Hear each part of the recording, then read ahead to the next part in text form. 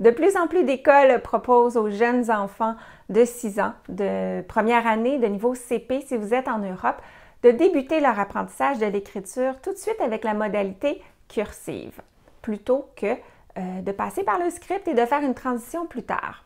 Est-ce que c'est une bonne chose? Est-ce que c'est bénéfique pour les enfants ou est-ce que ça leur complique la vie? On en a déjà discuté dans un atelier qui est disponible dans ma communauté si vous ne l'avez pas vu. Ce n'est pas le sujet qu'on va aborder aujourd'hui, mais plutôt d'une question, d'une préoccupation qui est ressortie suite à cet atelier-là durant nos discussions. Qu'est-ce qu'on fait avec les enfants qui ont de la difficulté lorsqu'ils débutent?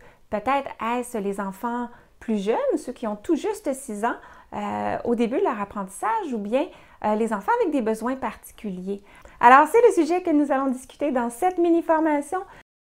Je vais vous proposer non pas des stratégies d'enseignement du cursif, mais des stratégies de soutien à intégrer à votre enseignement lorsque vous débutez le cursif afin de favoriser le succès chez tous les enfants, dont ceux qui seraient sujets à vivre des difficultés. Je vais quand même débuter par répéter pour celles qui n'ont peut-être pas vu l'atelier que l'apprentissage du cursif, c'est quand même une activité motrice et perceptuelle qui est compliquée et pour laquelle le corps de l'enfant de 6 ans n'est pas tout à fait prêt. Alors, plusieurs enfants vont réaliser tout ça avec aisance, mais avant 7-8 ans, côté posture, côté motricité fine, côté mouvement des yeux aussi, capacité de coordonner les deux yeux à un endroit précis sur la page et perception, il y a encore des choses à développer.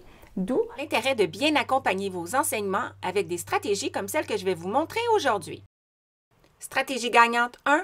Préparer l'apprentissage du cursif au cours de l'année ou de l'été. Qui va précéder cet apprentissage-là. Comment préparer ça? Bien, d'abord, développer un intérêt. Dans les livres pour enfants, il n'y a pas beaucoup de cursif. Alors, mis à part peut-être l'écriture de l'adulte qui peut être ici et là dans la maison, l'enfant n'a pas eu beaucoup accès à des modèles cursifs.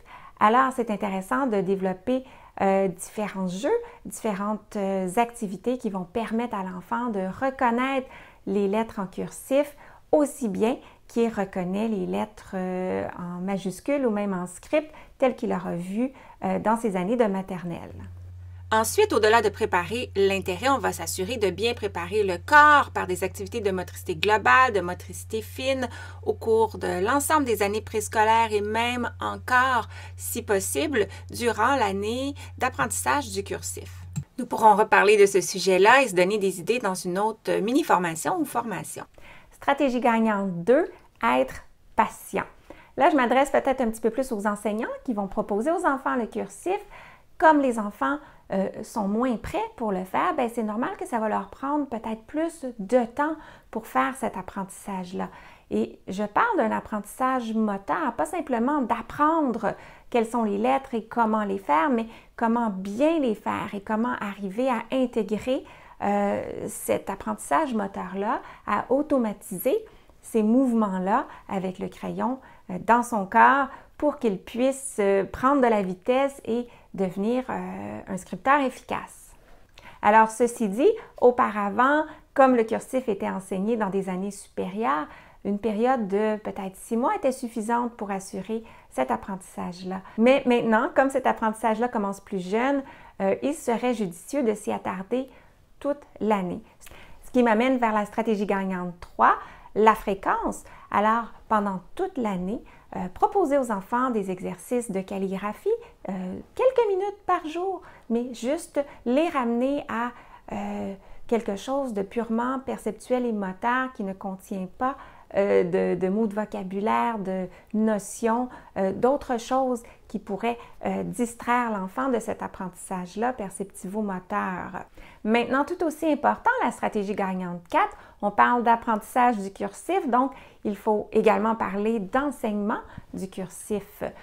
Ce n'est pas parce qu'on propose un cahier à l'enfant qui permet de copier des lettres que on peut considérer que l'apprentissage a été enseigné.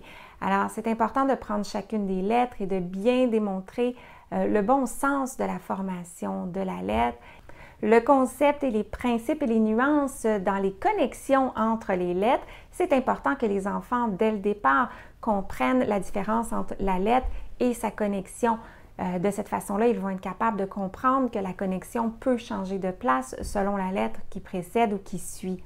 Et aussi, lorsque les enfants seront prêts, peut-être dans la deuxième partie de l'année, le bon positionnement dans les trottoirs, c'est gagnant de l'enseigner d'une manière explicite et de ne pas s'attendre à ce que les enfants déduisent par observation parce que certains enfants vont être capables de le faire, mais pas tous.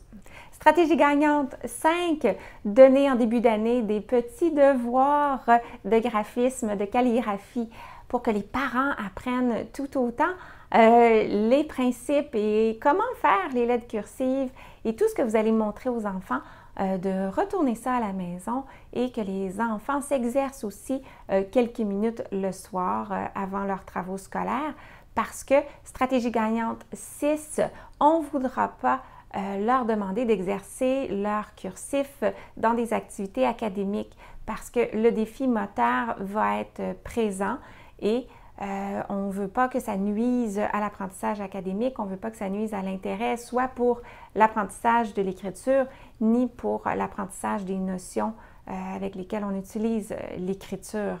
Alors, des petits devoirs simplement et ensuite les enfants peuvent faire leurs travaux sans avoir à partager leur attention entre deux tâches qui demandent leur attention. Et enfin, stratégie gagnante 7, j'en ai parlé un petit peu tout à l'heure, mais je vais y revenir.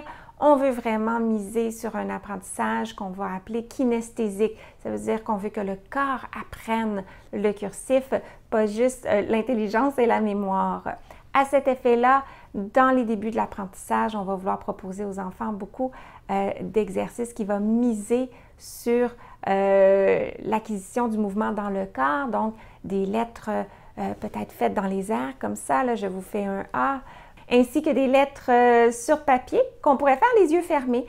Par exemple, je pourrais attacher 3 A comme ça, consécutivement, faire un petit espace et en attacher 3 autres, toujours les yeux fermés. Et bien sûr, on ne place pas de ligne sur la feuille, on ne met pas ce défi-là parce que bien sûr, on ne voit pas, mais c'est vraiment de prendre confiance à exercer avec seulement le mouvement de la main, sans le guide des yeux, les lettres. Et pour les enfants, c'est vraiment intéressant de partir à la chasse aux lettres pareilles. Alors, ça devient de plus en plus automatique si on voit les lettres que même si elles sont croches sur le papier, elles vont se ressembler. Alors, si moi, je fais un A qui est tout mince ici et un autre A qui est tout gras à côté et un autre qui a une dimension également différente ou une forme un petit peu différente, bien, je sais que j'ai encore besoin d'exercer ça. Ça veut dire que j'ai encore beaucoup besoin de mes yeux et que mon corps a encore besoin de beaucoup d'apprentissage. C'est ici que je vous laisse, mais je vous reviens très bientôt pour continuer à vous parler d'ergo. Si, en attendant, vous souhaitez en savoir plus, sur mon site web, il y a d'autres ressources et différentes choses intéressantes, dont des formations si vous souhaitez aller plus loin dans la perspective et les stratégies d'ergothérapie avec moi. Bonne semaine!